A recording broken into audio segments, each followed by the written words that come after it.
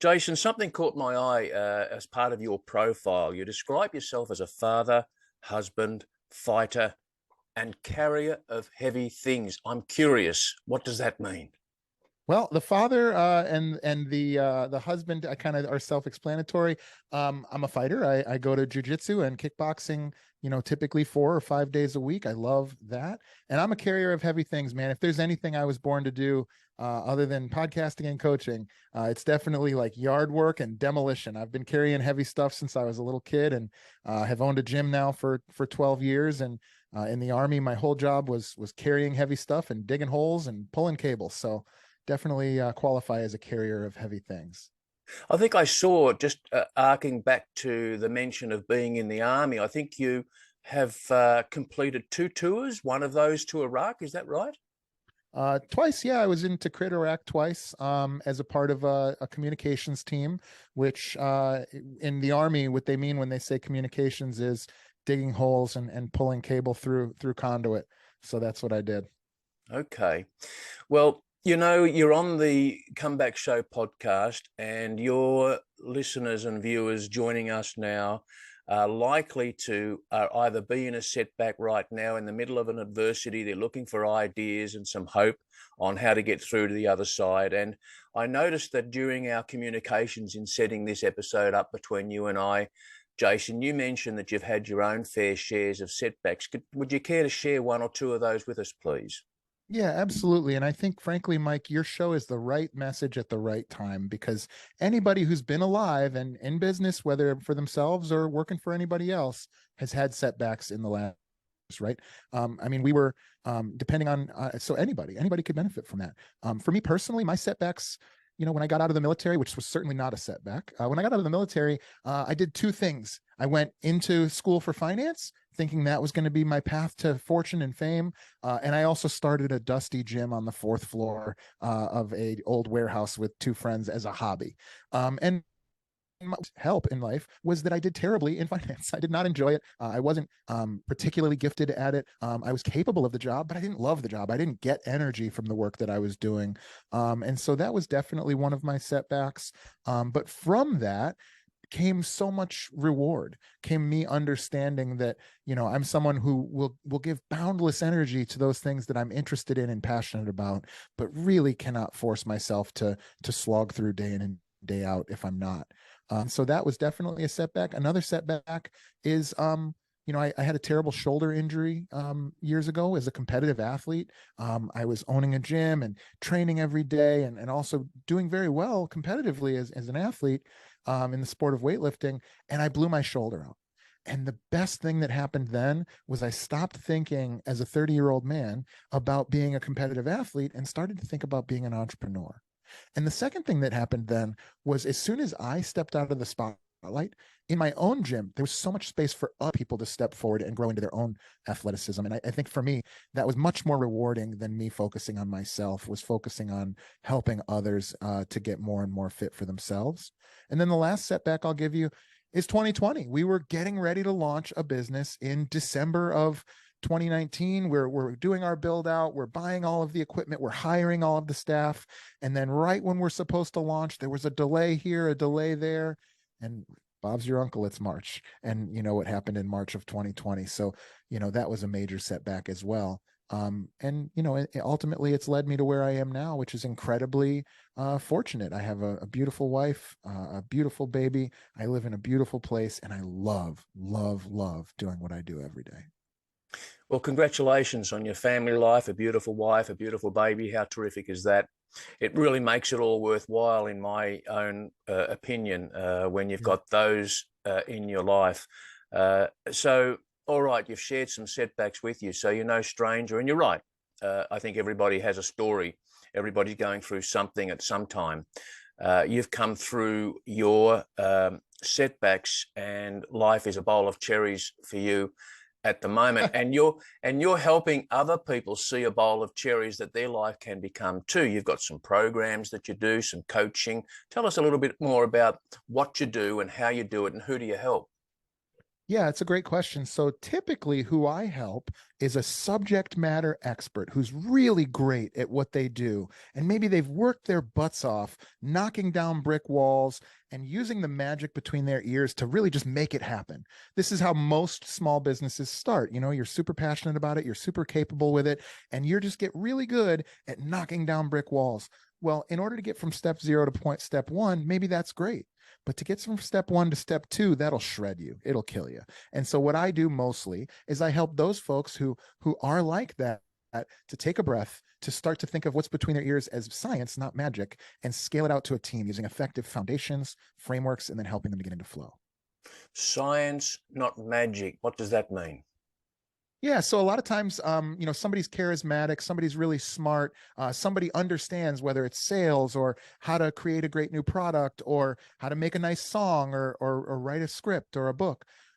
We think of that as being magic. Oh, I'm the only one who can do it. This is simply not true, Mike. What it is that magic, at any sense, if you properly understand it, is just science. You're doing a thing. There's steps that you're taking, there's decisions that you're making, there's knowledge that you've learned, and you're leveraging those things in a very scientific way.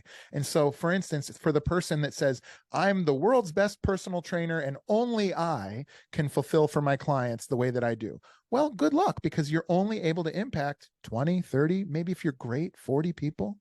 But if you understand that the things that you do, the words that you say, and the style that you coach with in any business is not magic, it actually is a series of steps and decisions and actions, then we can codify that into something outside of your brain, and we can share that by training it into a team. Does that make sense? It does. Do you have a particular philosophy that is the base and platform of where you're working from and how you're helping others through your coaching?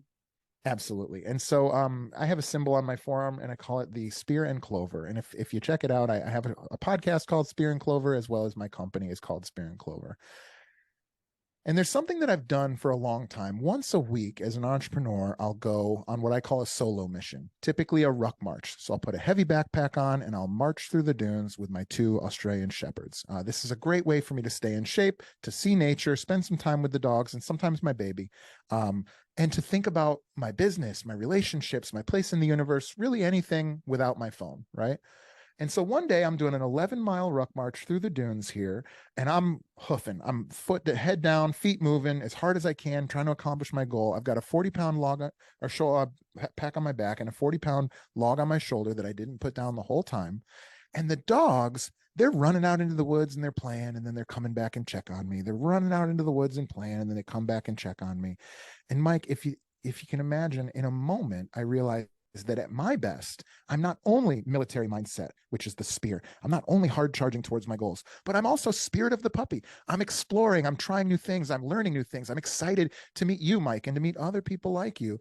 And so spear and clover is a symbol that represents me at my best. And what I've found over the years is that spear and clover represents many people at their best. We're not just robots going after our goals with laser focus. We're also charismatic and fun and friendly. We love to learn new things and have hobbies. And so typically the people that enjoy my show or come on my show and have the best results, and the people that I work with best in the business, are folks that agree that there's this balance between being laser focused and hard charging towards your goals and taking time to enjoy life while you're living it. All right, that's a great answer. So we've got the picture. Jason has had setbacks. Well, first of all, Jason is a family man, wife and young child, living there in the beautiful, pretty part of the world in the United States where he's at. He wears his cap well. He's got that mow growing beautifully. Everything on the surface looks like it's fantastic. And behind the scenes, he's helping other people who may be in that, your clients, maybe they've got a nice family. Maybe their life on the surface looks like a bowl of cherries, but somewhere deep inside, there's a few rotten cherries that are starting to rot the rest of the bowl out.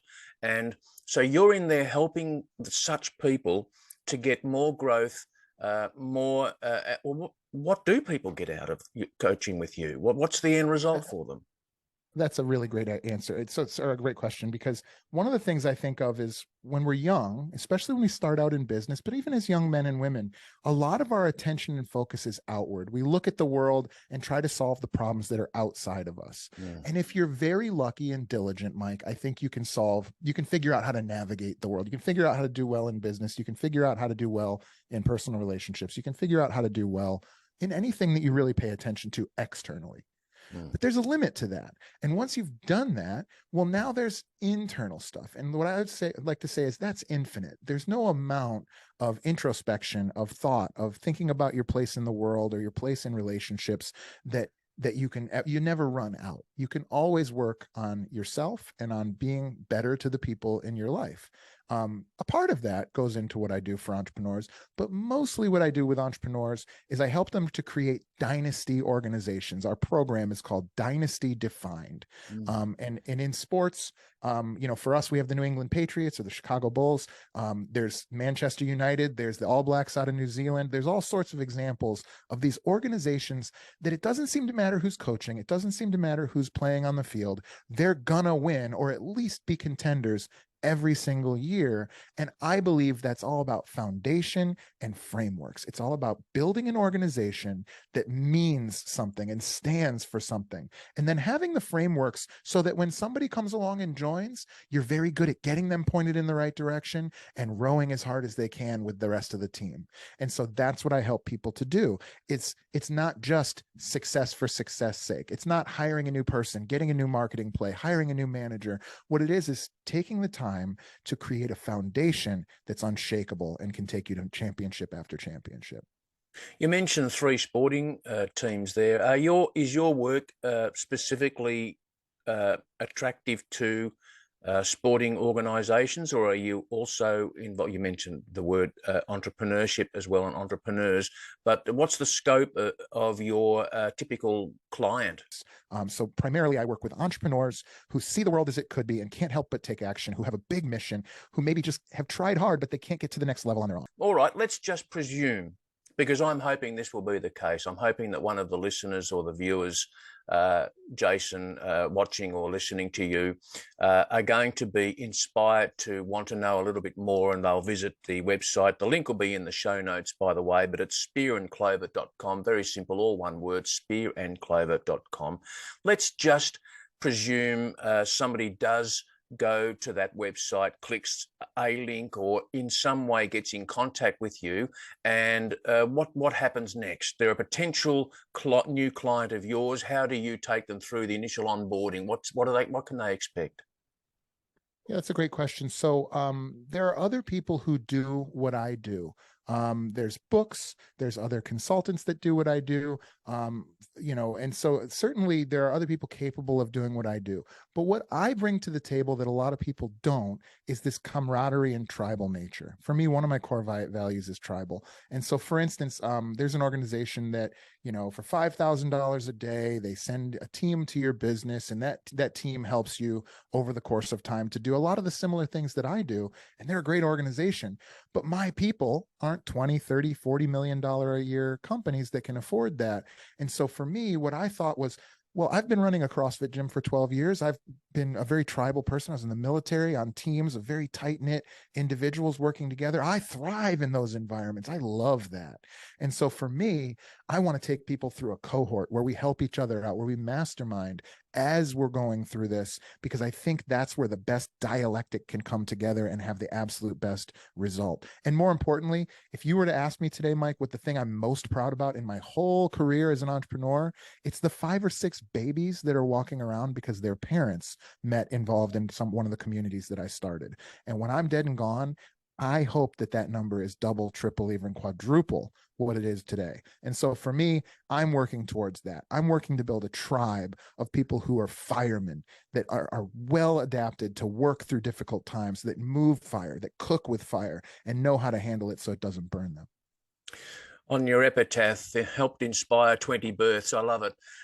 All right, Jason, we've got your website there, spearandclover.com. We've got that you're a person who has team experience, army, gym and workout culture, that you've been helping entrepreneurs and clients for how many years now? So I've been coaching other entrepreneurs for about 4 years. 4 years, and you're ready and willing and able to help the very next client that comes your way, maybe from this very episode, Jason. It's been a pleasure having you on the show. I've been looking forward to chatting with you. Do you have a parting word, a pearl of wisdom, a little bit of a favorite quote perhaps you can share?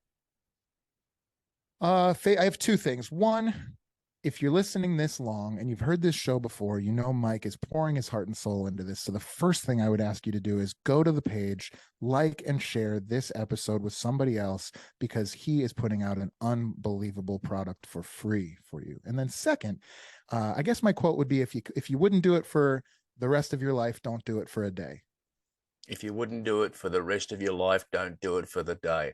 I love it, and thank you for the first thought too. I appreciate that. Well, Jason Skeesick, thank you for appearing on the show, for giving us your time, and all of the for you, the viewer and the listener, the relevant information about Jason and the important link to click so you can go through and check out more is in the show notes. And to you, the viewer and listener, this is Mike Searles signing off for this episode.